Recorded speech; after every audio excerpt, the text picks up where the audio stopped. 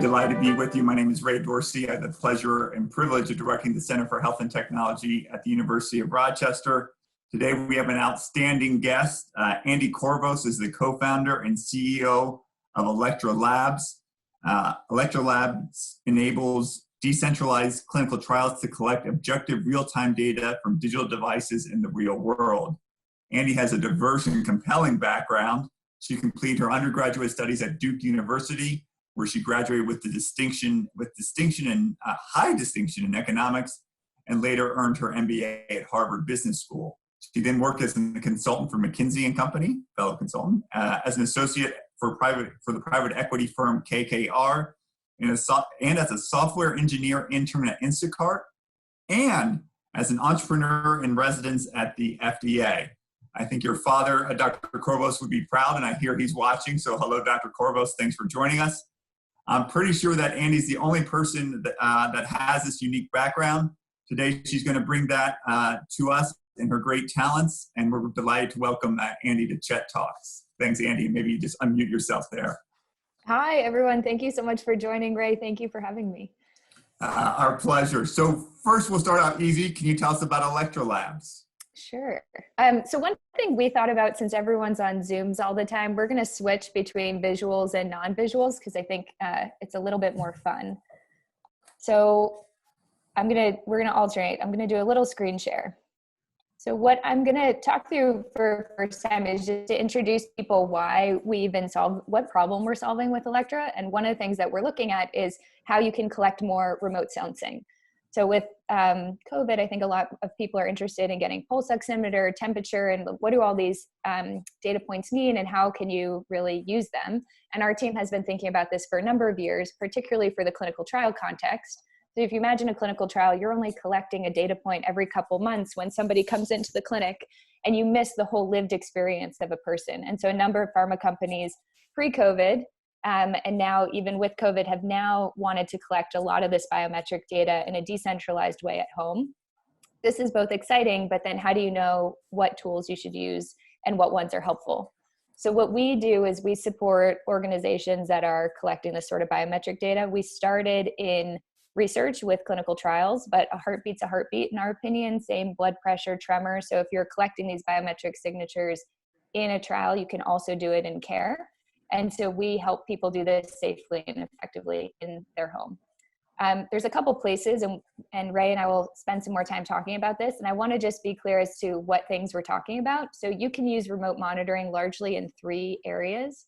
One is around telehealth. So if you're triaging somebody and collecting signals.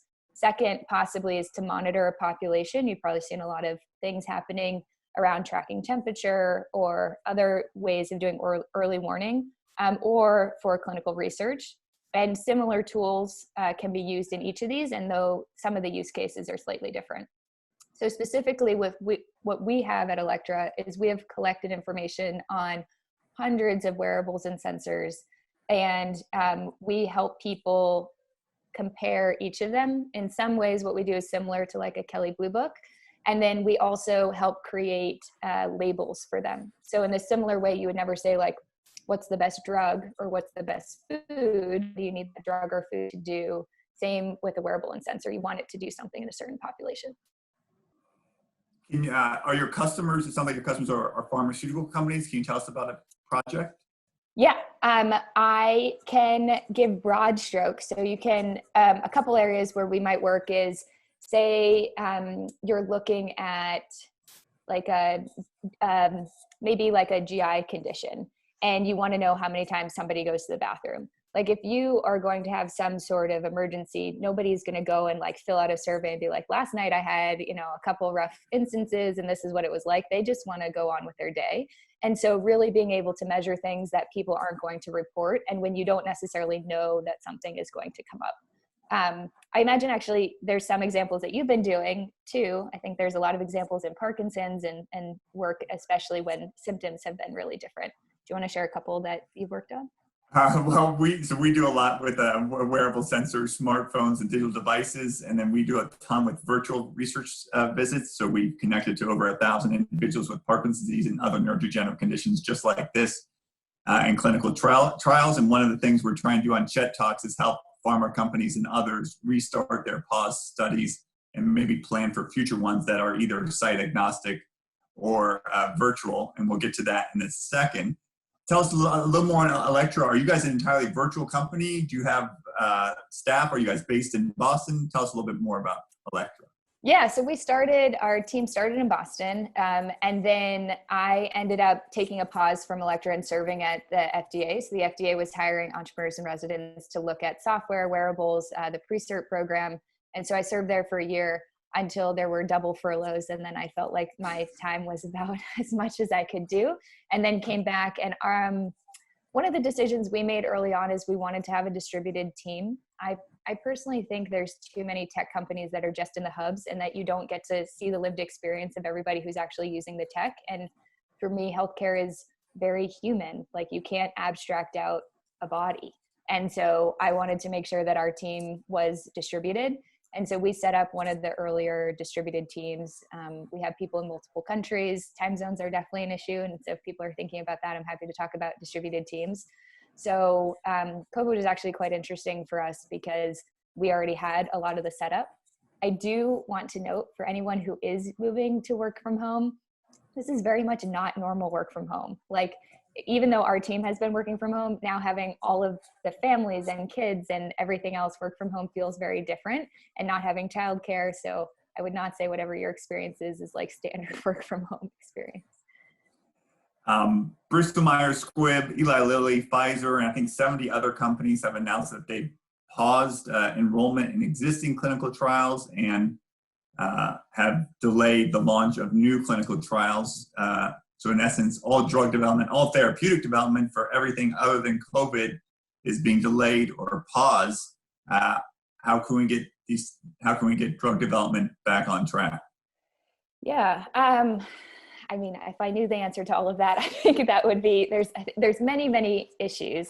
I think there's probably two things to think about is, like, in a clinical trial, are you screening to make sure that maybe your patients don't have COVID? So there's certain screening tools that you might want to do to make sure that you're not putting somebody at risk. But the other thing that people are at least coming to us and thinking about is, can we shift more to a decentralized trial model? And what does that mean? Like, when someone says virtual trial versus decentralized trial, what are these different things, and what are the different combinations that we can use? You've done a lot of thinking on this. You have a great model that I've used in my presentations. Can you share it? Yes, I can. So first thing I'd say to everybody is, this is all new. One of the things that's very interesting about this field is it's changing all the time. When we first made a version of this a year ago, I'll tell you a little bit about what you're looking at. Some of the words have even changed. So I think one of the challenges that I find is, when two parties meet, they say, oh, I want to use like tech, or I want to be a decentralized study. And then some people think you're talking about blockchains. We are not. There are no blockchains in any of these studies. If someone says a blockchain is ready for a clinical trial, please come talk to me, because it is not ready. I believe in blockchains, but not right now for healthcare. So what you're looking at here are two things. One is, where are the data captured? So is the data captured at a site, or is it captured directly at home?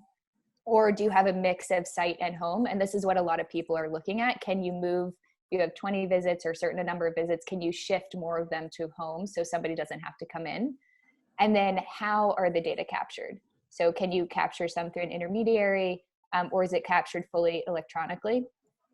And so examples of this, both of these are types of decentralized trials, by the way. So say you want to shift to a virtual visit and you have video.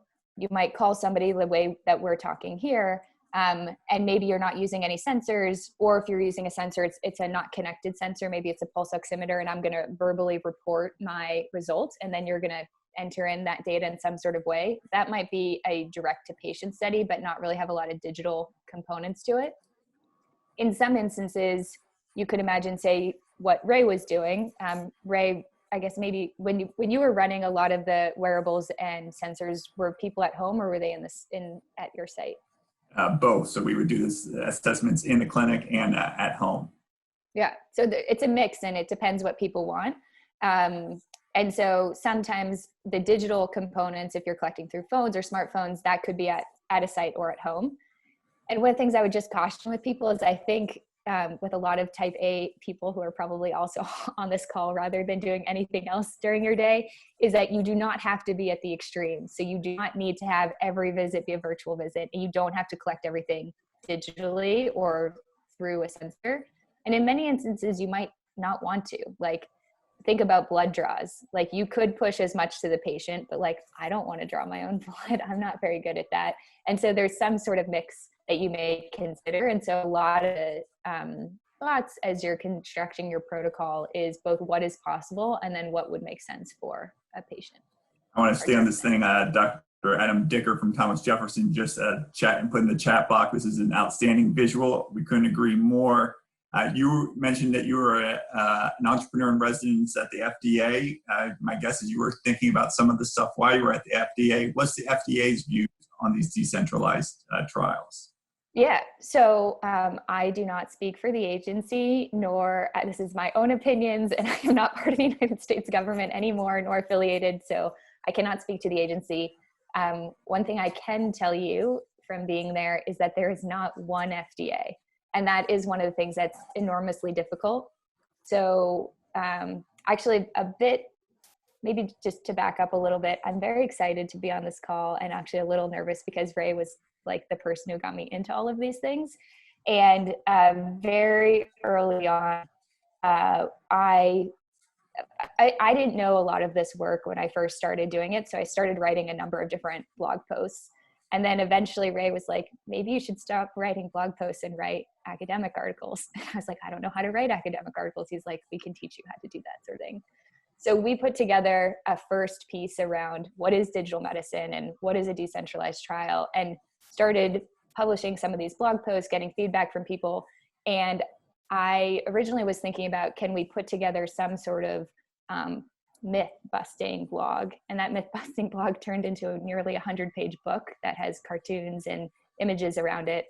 So one is that book came out now, Ray. Thank you so much for making that possible. Congratulations. And this is open for anybody. I think one of the things I also learned is that in this book, we have a whole section on regulatory. And one of the challenges with the agency is what are these digital products? So if you're using, and you'll notice I didn't use the word device. So if you're using a sensor in a clinical trial, you're not making a device claim on it. So CDER, which is the drug side of the FDA, doesn't always interact with CDRH, which is the device side. And so if you're not making a device claim, you're just going to the drug side.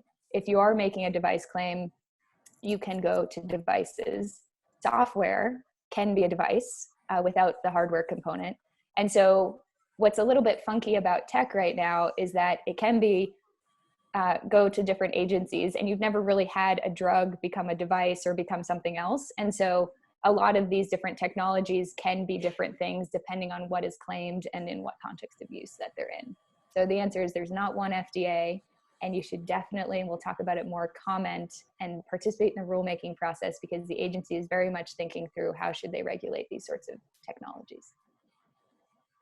The FDA did come out with a guidance, if I'm not mistaken, about conduct of clinical trials in the setting of COVID. Have you seen it, and did you have thoughts on it? I did. So so I guess for anybody who doesn't know like what this means, there's a couple stages as to how the agency would, or any government agencies, makes a law. So first, Congress would pass a statute, and then that agency would put together some sort of proposed rule or guidance. And then there's a period for public comment where people like all of us should and can participate. And the reason is the agency is not reading your tweets. So everybody who is mad on Twitter, they are not necessarily seeing that, but they are obligated to read and respond to your comments. And as somebody who read and had to respond to a lot of comments, it is very helpful to have very good ones, because some of them are vague and it's very hard to know exactly what to do. But the agency is in place to support you, and that is why we have these sorts of public institutions. They're not there to make money, they're there to serve the people. And so we'll talk a little bit in a bit about what the Digital Medicine Society is, but I supported this nonprofit in writing a set of comments around guidances. There's actually 4 big ones that are out right now. There's one on how to conduct trials during COVID. There's one on how the FDA is going to do enforcement policy around remote monitoring. There's a third on effectively digital therapeutics for psychiatric disorders during COVID. And then a fifth, which is an overarching one, or fourth, around data rights. So particularly in the FDA clinical trials one, a lot of it is focused on safety. So for many people who are participating in a clinical trial, disrupting their access to the drug is very non-trivial, and also can put them and the trial at risk, and to know if these sorts of drugs are working or not. And so a lot of people are very actively thinking about how can they continue operations safely. And the FDA outlines a number of different scenarios in that context, so that people don't have to do the thing that really no one wants to do, which is stopping a trial. What was the most important thing that you saw out of those guidances that were released? I mean, I think everybody has their own context, but for me, one of the things that was really the most powerful is historically, in my opinion, so there's a number of centers at the FDA. There's the biologics, drugs, tobacco, devices, and this was the first time that at multiple centers, not first time, but it's not normally guidances come out of an individual center. This was a holistic effort across all of the centers to think about these sorts of trials. And I think that is both monumental. I think there's probably some demand around how to think about master protocols and really having people work together pre-competitively. One thing that I care a lot about is, if you think about a clinical trial, the IP, in my opinion, should largely be in the drug and not in the endpoints. We don't have AstraZeneca blood pressure and Novartis blood pressure and Mount Sinai blood pressure. We just have blood pressure. So having multiple people competing on an endpoint, I think, isn't the optimal use of time and resources. And so I would love to see, and I started to see the FDA pushing more towards doing sort of remote monitoring and working together on these sorts of tools. And I hope that more and more of that happens, not just because we're in a time of a public health emergency, but because it's just the right thing for us to do in healthcare long term. You've talked more about these decentralized clinical trials conceptually. Can you highlight one that's worked well?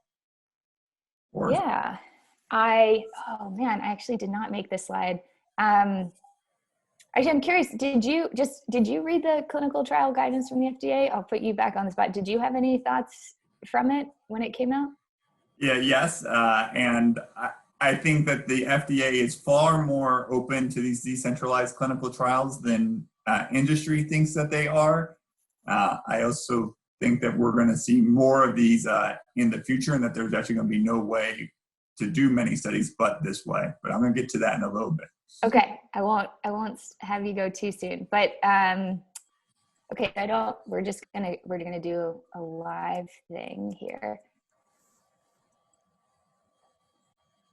I'll add this. Can I add this to the chat, or you can search for it?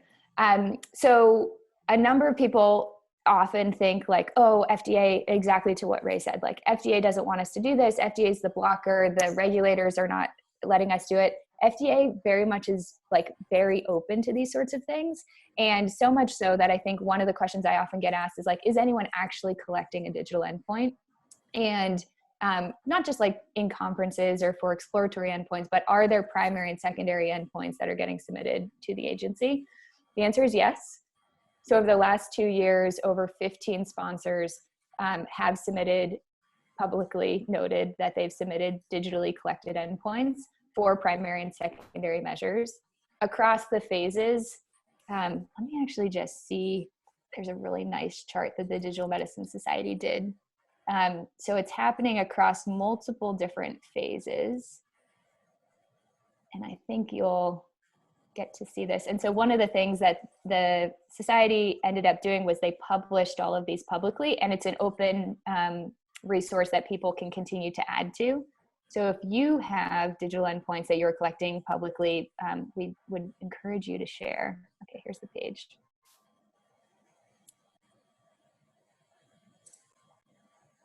Okay, so these are some of the companies that are collecting primary and secondary endpoints, and you can see that they're happening across the phases. I personally thought that most of this was going to be happening in phase 4, so post-marketing, but people are really adding them in earlier, which makes a lot of sense. So if you're going to develop a drug, you're not going to slap on a digital endpoint later, which also makes sense why phase 3 was among the least common. And I do also agree that more and more of these are going to become very common in trials. Have you come across studies that are doing decentralized studies, either in data collection or in the site of means of data collection or the site of data collection, that are not going well? You go, ooh. Yeah, I mean, but this is clinical research. I mean, unfortunately, like a couple clinical trials, they just picked the wrong endpoint. It wasn't even that they collected it digitally. The endpoint just wasn't a good endpoint for the trial. So unfortunately, some people were like, oh, this trial didn't work, but it like wouldn't have worked even if you collected it in a non-digital format. And so, I mean, I think this is the challenge of research, is we're testing hypotheses, some work and some don't. I think the question of whether it's not going well, did you design a good and high quality study and then things fail? I think that's science. If you designed a bad study or you didn't consider certain things, like you connected a whole bunch of people to the internet using sensors and then you didn't think about security, then there's like operational considerations that people have missed. There's a lot of privacy considerations that we can go into. But I mean, a number of well-designed studies don't produce the results that we hope, because that's science. We're going to get to questions in a little bit. A lot of people have paused studies. What would be your recommendations to pharmaceutical companies that currently have their studies paused? So back to this point about doing these. So the Digital Medicine Society published the docket publicly. I don't have the link right now, but we effectively outlined that there's 4 ways that you can think about what you might want to do. So if you're pausing a study because you don't want to bring people into the clinic, let's assume those are it, because you don't, or the site, you don't want to put somebody at risk. The question is, how many, or can you shift that study to do as many home visits as possible? One answer is you can't. If you're doing endoscopies, you're probably not going to do those at home. So like some of those just might, not get shifted. If you're doing something like a 6-minute walk test, perhaps there is a way to send that at home. And in some of these, you might do it in a non-digital format. I mean, one group talked to us about literally shipping a 50-meter measuring tape and then taking a video. I mean, there's a number of reasons why maybe not to do that, but you might want to see if you can shift the endpoint to being collected at home in a non-digital way. You might want to shift that measurement, if you can, to being digitally collected. And if you look at the FDA guidance, the FDA is really open to rethinking how people are collecting some of the endpoint data at this time. That also might be difficult as you're reconciling that with past data. And so that's something to consider. And then I think it's less likely for the 4th option, but more in future trials, is a lot more rethinking what is a novel way, a novel endpoints, and those might be collected digitally. And so especially for newer trials, people are now very actively rethinking what the types of endpoints are that they're collecting. I'm curious for you, what are you telling people? I would be telling Ray. I want to say, so you said 3. I heard shift the existing. So don't do anything. You can't. You try to collect it non-digitally. I know the non-option might just be an option, right? You just can't. You pause or you shut down the study. You can't. You try to collect it at home non-digitally. You try to shift to digital, or you're collecting a novel endpoint.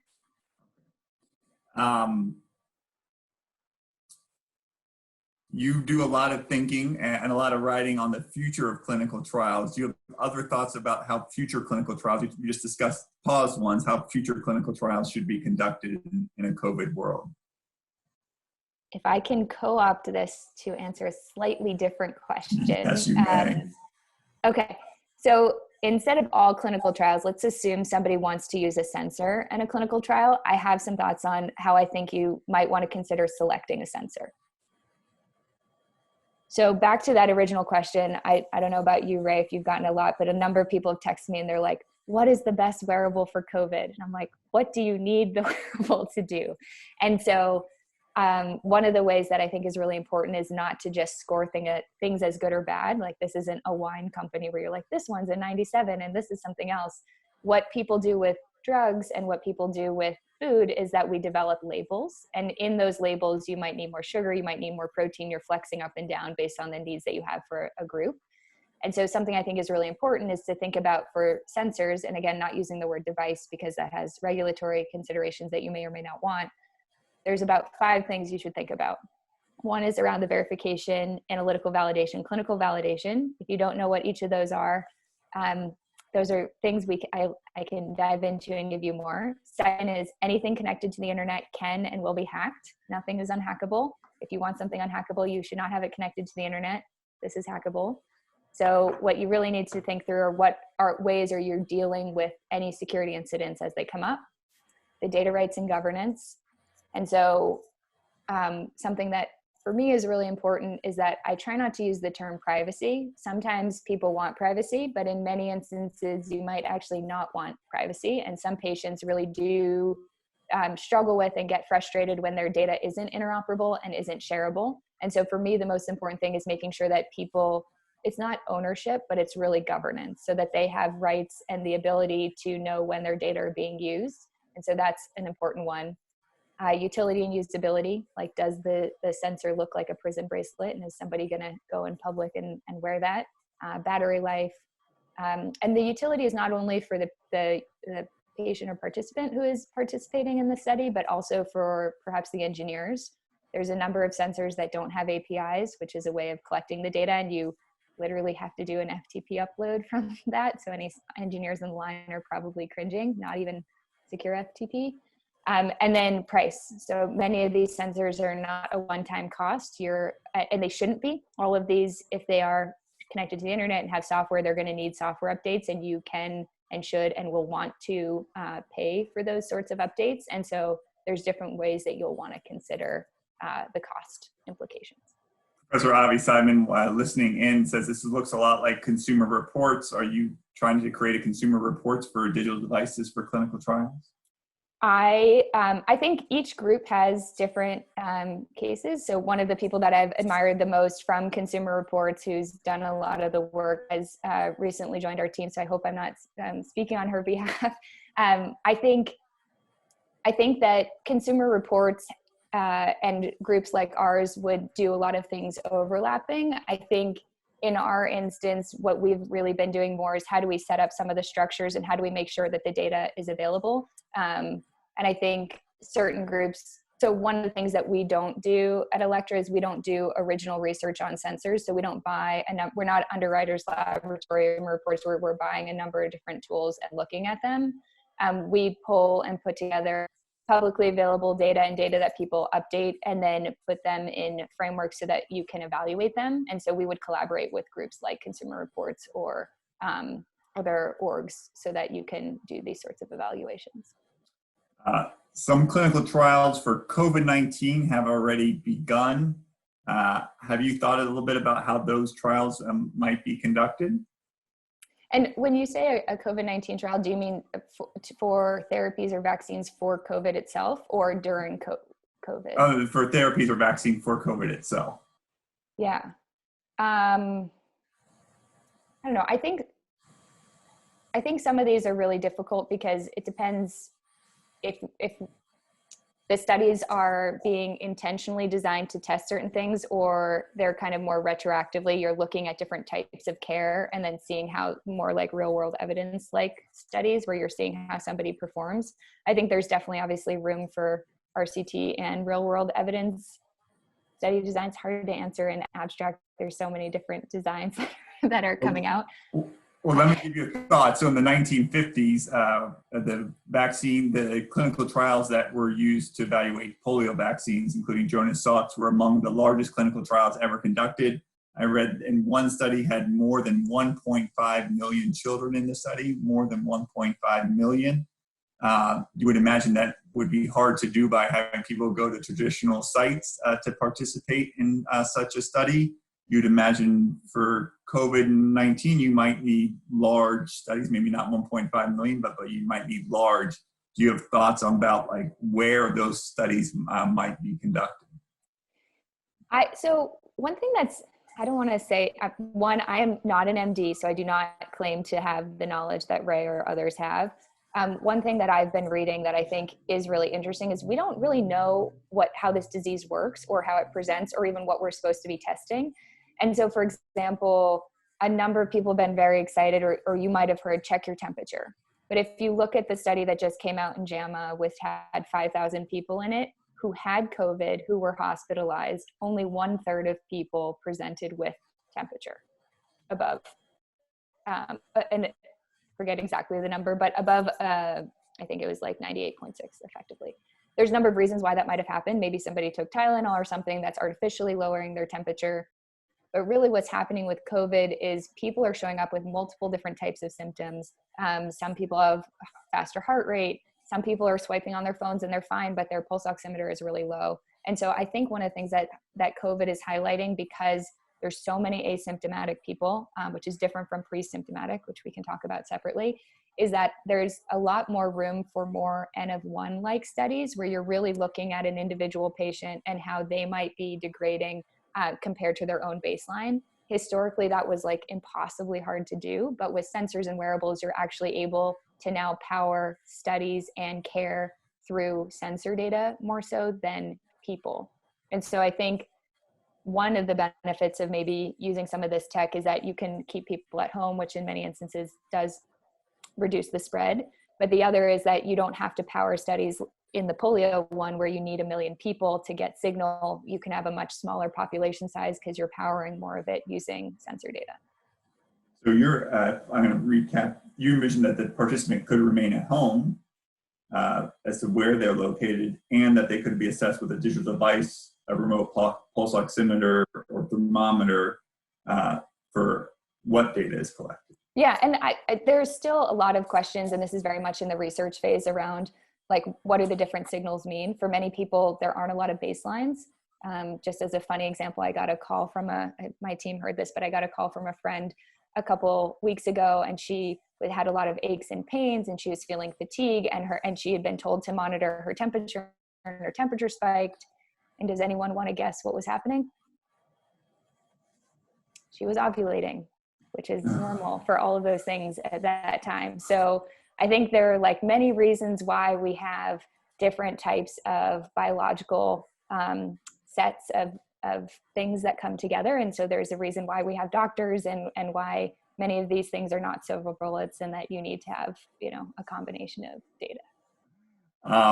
Switching gears, you and Jennifer Goldsack recently co-founded the Digital Medicine Society. Why? Why? Yes, I can share a little bit.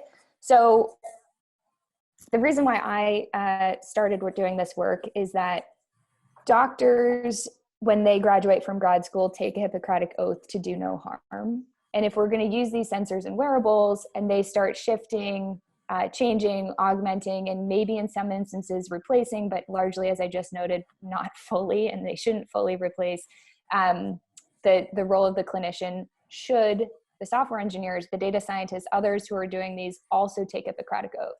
Where do those responsibilities lie? And so as we looked at the different groups, one, we realized, the oath is nice, but I don't know how many of people are really thinking about their oath before they're doing surgery. That's like not something that's always top of mind for people. But where a lot of these ethics and considerations come through is in professional societies. So there's societies like Society for Neuro-Oncology, ASCO, and others. What is the professional society for people who participate and do work in digital medicine? So and there wasn't one, so we started putting that together. And so that society launched with Ray's help quite a lot. And many of the initial papers that came out of it went through his journal in May of last year. So it's about a year old. And one of the things that's really exciting and that I really love about the Digital Medicine Society is it's all about people and not about companies. I think there are different societies that make sense for different things. And we collaborate with a number of them. So groups like Clinical Trial Transformation Initiative, CITI, the Digital Therapeutics Alliance, and other groups like this are trade associations where companies join, and they're not where people join. And so if you are thinking about this, we would love for you to join the society. We have a very active Slack group. When new regulations come out, there's opportunities for you to join and be part of that. And I'll share slides afterwards so that you can participate. And how can someone join right now? So you can join right now. I realize this is the other slide deck, but there is a link in the slide deck that you can join, and it's all online. It's all virtual because it's tech. And my guess is you're happy to share some of these slides with us. Yes. I'll put them in the chat actually right now. Perfect. One of the cool things about Dime is that you've already created a library of digital endpoints, such as activity or step counts or forced expiratory volume and nocturnal scratching, so that people can see what companies are using what digital endpoints for what diseases. Can you tell us a little bit about this? Yeah, so it's a mix. So the Dime ones that have been collected. So one of the things that's difficult in clinicaltrials.gov is that you are required to list the endpoints that you collect, but you're not required to list whether or not they were collected digitally. So it is a very non-trivial thing to figure out who's collected digital endpoints, and a company has to announce that that's something that they've done. So Dime has released a crowdsourcing list, which was the one that I had showed you, and I'll add the stat news article about that. And so you can go through it and check those. At Electra, I would say one of the things that we do on the company that I run, that is a for-profit company, we read a number of different peer-reviewed papers. We look at things that go through the FDA. We look at clinicaltrials.gov. We pull a number of different sources. Not all of them are necessarily, registered trial data, but we also collect information. So if you look at the Dime one, these are just ones that people have self-reported for FDA-related studies. Many of these different technologies, especially if you're considering one in your trial, you might want to look at non-FDA studies, especially if you want to look at how somebody's using them in different contexts, or they might be using them in ways that might be more adventurous perhaps, or something that wasn't as polished for a trial, and you might want to consider those as you're designing your study yourself. Why are companies sharing this information? I mean, I'd say it's a couple ways. I think it's always funny. A lot of pharma companies want to be tech companies. They're like, we are a data company, which is both true and sometimes maybe less true. Honestly, why I got into this is I think healthcare can be better. And I think it's insane the amount of money that we spend. And if I'm sick, I want to still be able to be a normal person and, be at home and be around my family and not have to sit in a hospital all the time. And so I think it's very patient oriented to meet people where they're at. And at the heart, when I do talk to a lot of pharma companies, they're in it. The people I work with are in it to make these sorts of experiences better for people. And so I think collecting digital data, and imagine, Ray, why you do this sort of work too, is I hope it's a way of making healthcare more about health and less about being sick. So we got lots of questions. Marjorie Kubik, hopefully I got her name right. Can you say more about the type of sensors you use? Are these all wearables, for example? Yeah, the words are all very tricky. I'm going to post in here how you can join Dime. For all of you who like to multitask, you can do this literally during the meeting. So there's hundreds of different types of sensors. I try not to use the word wearable because not everything's worn. So there's things like Bedit and others, which are contactless sensors that might go on a bed or near the bedroom where you're starting to see, especially because people don't always want to recharge and everything. So there's other different ones. A connected scale is a type of sensor that many people use. And so not everything is worn. I would say largely of things that have more evidence that you might be considering to use in a trial, gyroscopes, accelerometers, those are really, well understood and often worn. If you think about a continuous glucometer as a type of sensor, so those are connected and those are quite ubiquitous. Thermometers, blood pressure cuffs. I think the things that start getting more interesting once you get beyond vital signs is a lot of the work that Ray is doing. So figuring out if someone's actually taken a step is a non-trivial thing. Older people drag their feet more than younger people. And the sensor doesn't really know that you've taken a step. A sensor doesn't know that you've slept. And so what these things are doing is they're taking a number of different biological signals, and then they are predicting a step or predicting sleep. And so what starts getting really interesting is is that prediction accurate? And what are you comparing it to say that it's right or not? What is the funniest, maybe just for people, what is the funniest accident, Ray, that has come out where you thought it was measuring one thing, but it didn't? I'm sure you have all sorts of. I don't know if I have anything that comes immediately to mind, but I've taken my own medicine and worn some of these sensors. And so it can tell you lots of things about what you're doing and not doing during the day. And so I can see why some people might have some privacy concerns on that front. Yeah. One, just even to show you why this stuff's hard, that somebody had told me, I don't think it was your group, right? But tremor is hard to measure.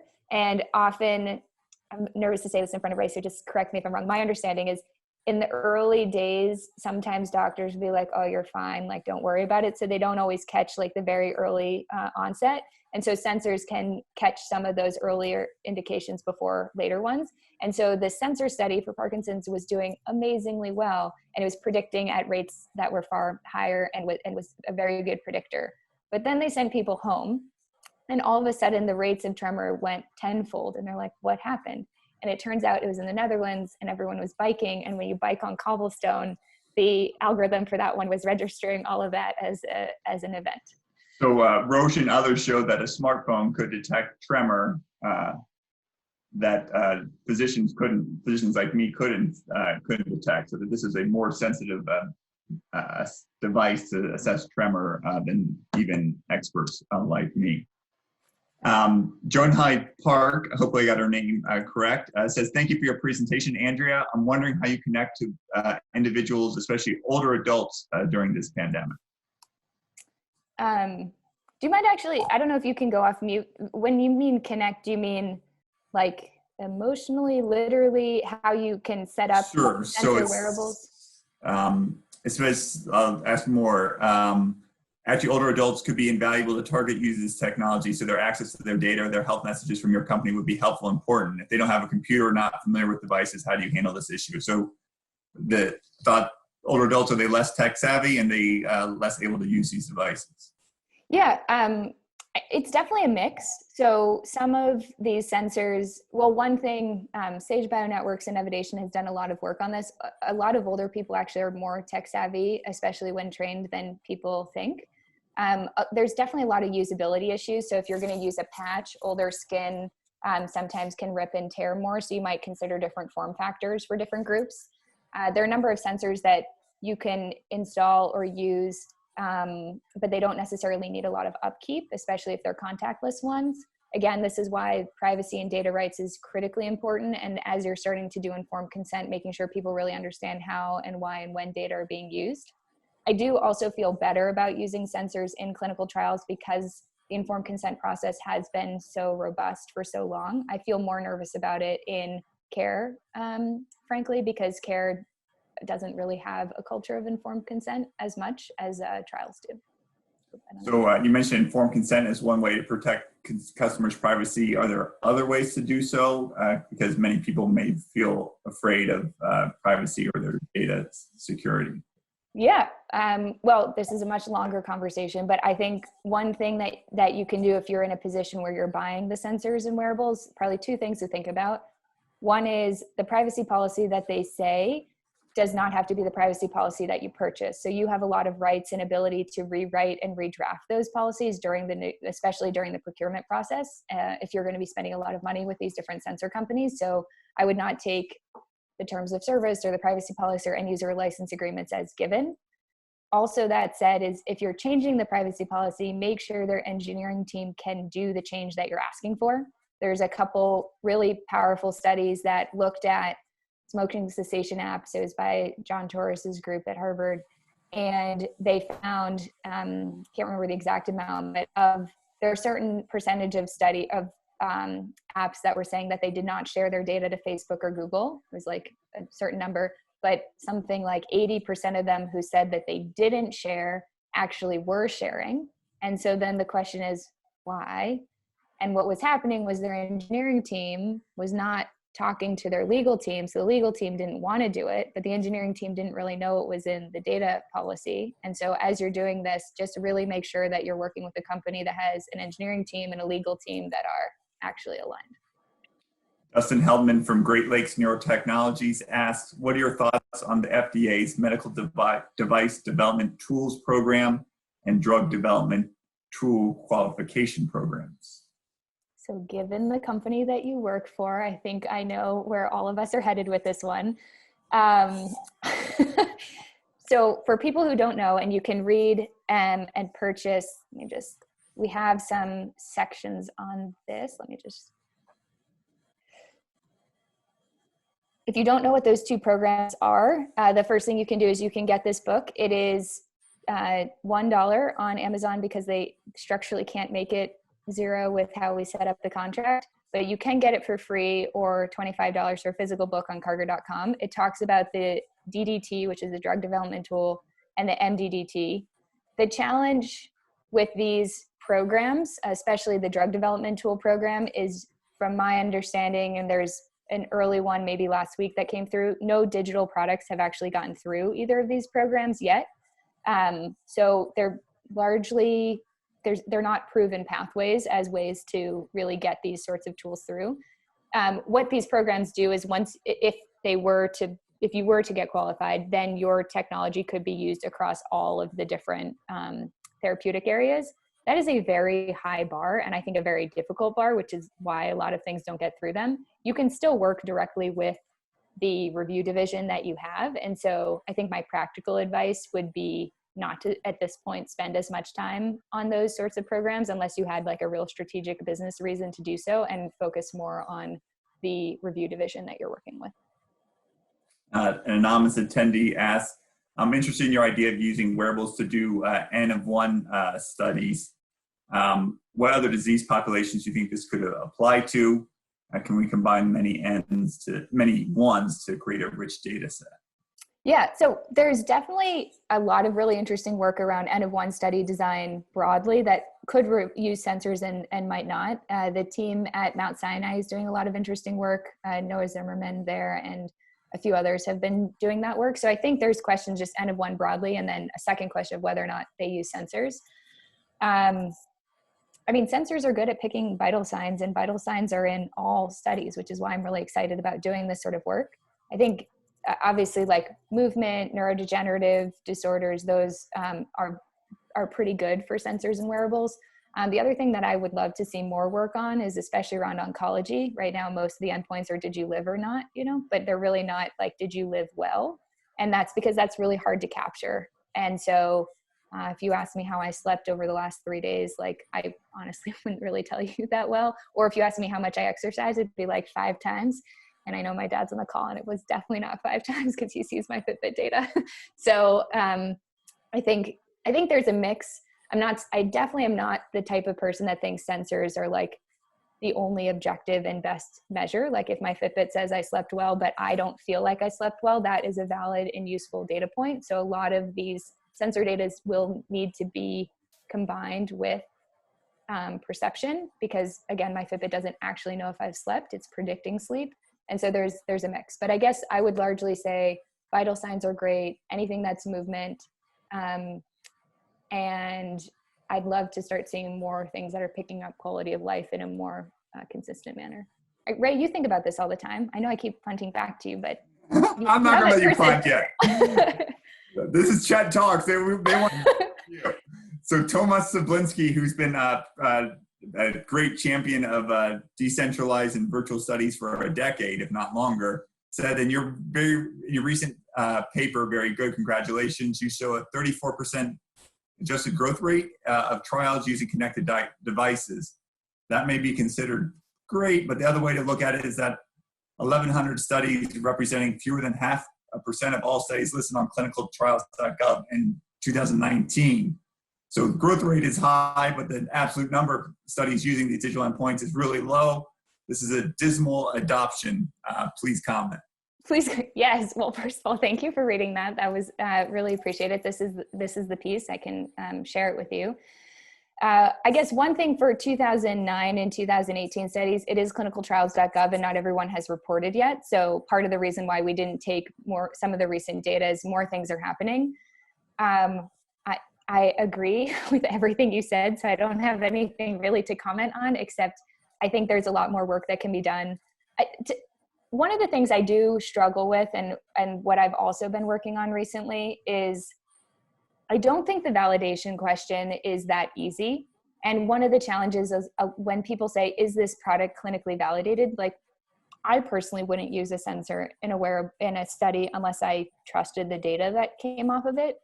And it's very hard with sensors because you have hardware, you have firmware, you have all of these different software components. People are updating all those all the time. If they update the hardware, but they didn't tell the software, you can just have a lot of different types of errors. And one of the things that I think was hard was a lot of people were evaluating whether or not these tools are validated using a clinical outcome assessment framework. And they're asking questions like, what's the context validity or construct validity, which in my opinion doesn't really make sense as a question for sensors. And so this piece, fresh off the press in the last month, was one of the first cuts that I've seen. And we brought together a number of different groups as to what does it mean to be validated? What type of evidence would you have in verification, analytical validation, clinical validation? What do all of those things mean? And so my hope is as we start building an evidence base for this, not only will the growth rate increase, but it will be a viable product to use in a more absolute number of studies. Returning to decentralized trials, Dr. Adam Dicker from Thomas Jefferson University asked, do academic medical centers find decentralized trials threatening? Ooh, Ray, I am just gonna give this one back to you. You're in it all the time.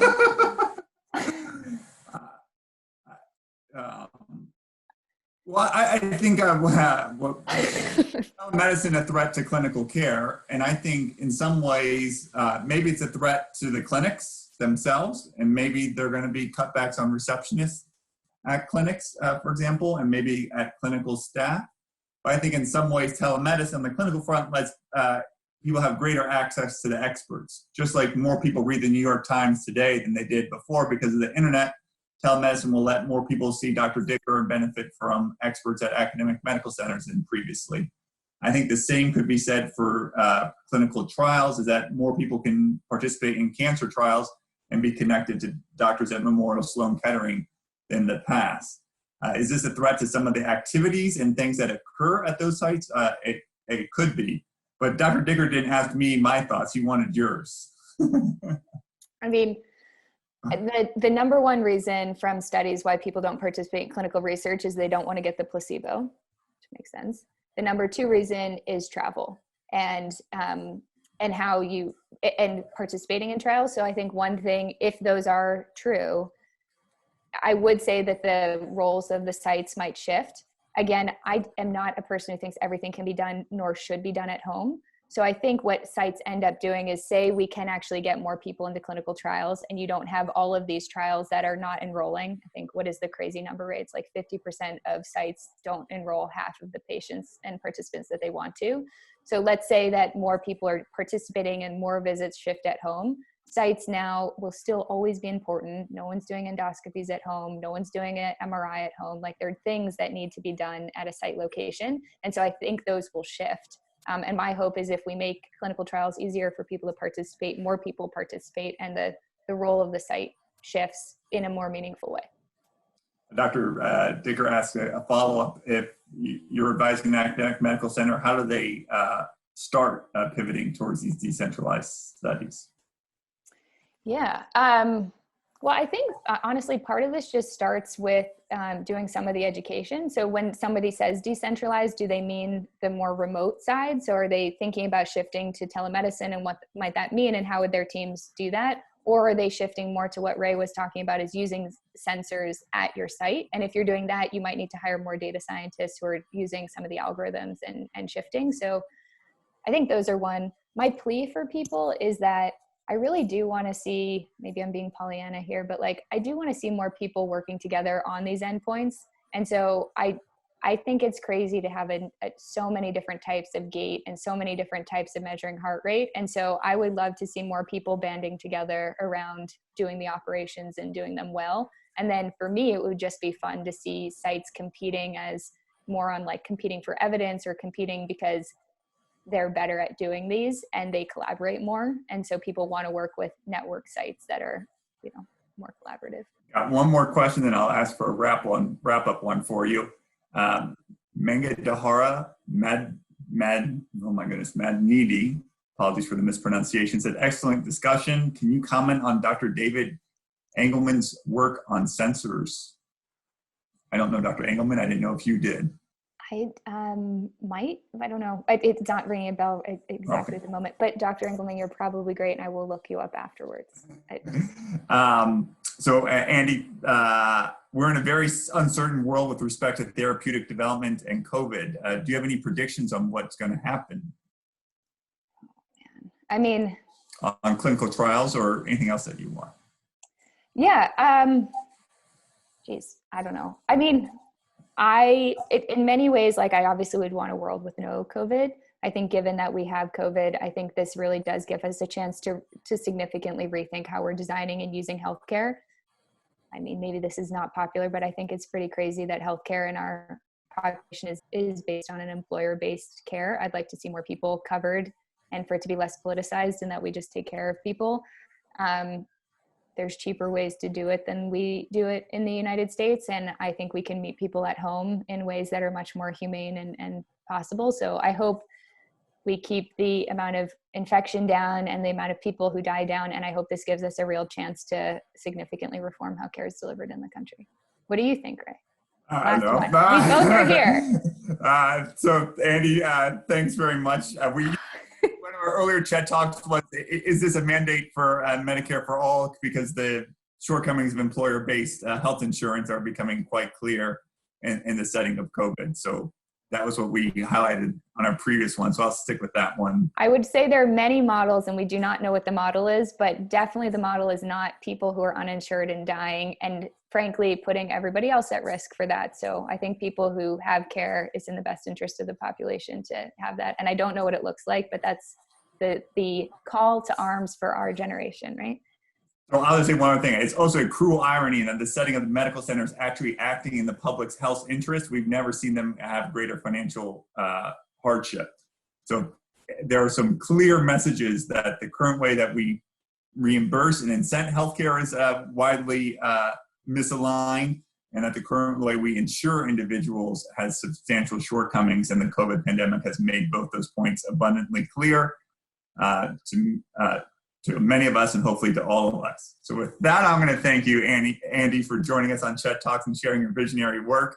We continue our discussion of the future of clinical trials with our next Chet Talk on Wednesday, May 6th at noon Eastern, when we'll be speaking with Craig Lipset. As Andy knows, Craig is the pioneer of decentralized trials because in 2011, Pfizer conducted the first entirely remote clinical trial. He'll tell us what he learned from that study, what he's learned since, and why it's taken a pandemic for us to see what he saw nearly a decade ago. If you want to know how to conduct a decentralized trial and how not to, you'll ask Craig next Wednesday. Until then, the Center for Health and Technology in the University of Rochester, thanks you very much for joining us on Chet Talks. Thank you, Ray. Craig's great. Thank you, everyone.